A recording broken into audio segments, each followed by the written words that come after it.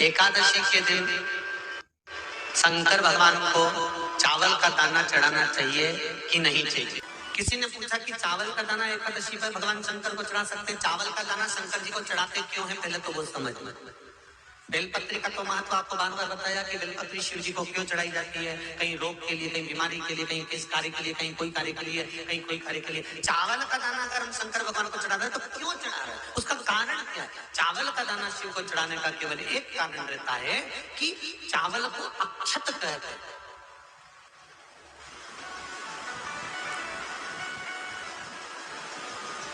अक्षत का मतलब होता है अक्षय, उसका मतलब क्या होता है, अक्षय, जिसका कभी क्षय ना हो। जब हम भगवान शंकर को चावल का दाना चढ़ाते हैं, जैसे बहुत ध्यान दीजिएगा महाराज, बहुत समझने वाली बात है, बहुत ध्यान से। चावल का दाना हमारे मस्तक पर तिलक करने के बाद पंडित जी क्यों लगाते हैं कि भगवान जैसा समय आज चल रहा है, आप पूजन कर रहे हो, पाठ कर रहे हो, दान कर रहे हो, मेरा देव अधिदेव महादेव, मेरा नारायण, मेरा सत्यनारायण भगवान, मेरा राम जी, मेरा विष्णु जी, मेरा भागवत मैया, मेरी रामायण मैया, ब्राह्मण मस्तक पर तिलक लगाने के बाद चावल इसलिए लगाता है कि जैसा समय आज चल रहा है, भगवान तुमको ऐसा ही समय बनाकर रखे और तुम ऐसे ही चार चांद लगाते रहो, दान पुण्य संकीर्तन करते रहो, इसलिए मस्तक पर चावल का दाना लगाया है। और जब चावल का दाना, तो यहाँ शिव महापुराण की कथा करें, चावल का दाना हम शिव जी को क्यों चढ़ाते हैं, भगवान को क्यों समर्पित करते हैं, भगवान की पूजन में अक्षत क्यों समर्पित करते हैं, चावल क्यों समर्पित करते हैं, उसका कारण क्या है। तो कहा आज मैंने जब चावल का दाना आपको समर्पित करा है, जिस भाव से, जिस विश्वास से, जिस श्रद्धा से, जिस मन से मैं आपको रिझा रही हूँ, हे भोलेनाथ मेरी ये मनोकामना पूर्ण कर, इसको अक्षय कर देना, इसको अमर कर देना, बस इतनी कृपा आप कर। अब किसी ने पूछा एकादशी के दिन चावल चढ़ाए कि नहीं चढ़ाए, तो यहाँ तो सीधी सीधी बात है,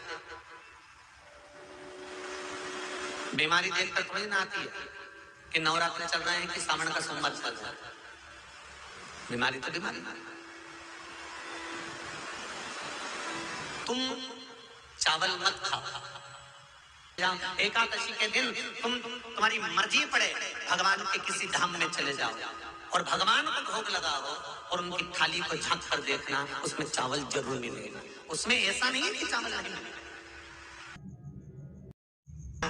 आप जहां जाओगे वहां पर एकादशी के दिन भगवान को चावल आएगा, क्योंकि भगवान के लिए परहेज नहीं है।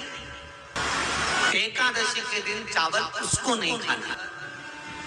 स्कंद पुराण कि एकादशी के माता पिता कौन, एकादशी का व्रत सबसे पहले किसने किया, एकादशी का जन्म कहाँ हुआ, एकादशी को क्यों चावल नहीं खाते, एकादशी के दूसरे दिन चावल का दाना खाना क्यों जरूरी है।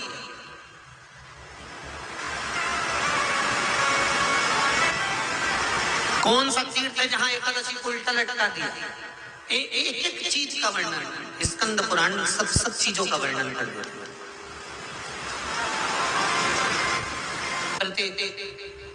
तो यहाँ जो वर्णन आया कि आप मनुष्य जो माता पिता के गर्भ से, माता के गर्भ से जन्म लिया हो, संसार में जिसका जन्म हुआ हो और मृत्यु लोक में गर्भ की कैद में रहने के बाद जन्मा हो, उसको एकादशी के दिन चावल नहीं खाना चाहिए महाराज।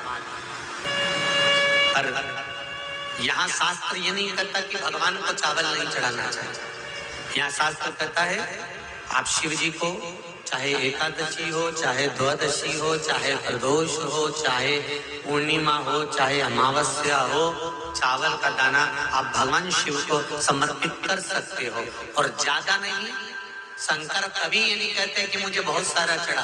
शंकर जी की कथा कहती है कितना, मात्र एक चावल का दाना। हम तो उनसे भी कहेंगे जो लोग कहते हैं ना कि हम आज हमारा सावन का महीना है तो आज हमें भगवान को 1.25 लाख बेलपत्र चढ़ाएंगे, तो कोई कहता हम 1000 बेलपत्र चढ़ाएंगे। मेरा निवेदन केवल इतना है, तुम तो एक चढ़ा।